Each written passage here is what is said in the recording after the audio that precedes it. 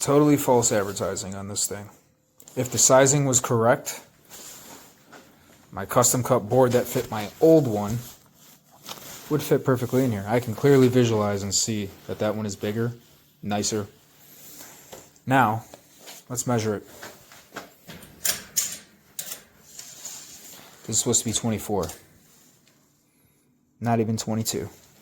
This is supposed to be 60. Not even 57. This is supposed to be 14.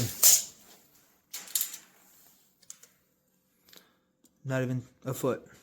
It's supposed to be 17 inches from the car. No way I'm even fitting that in there.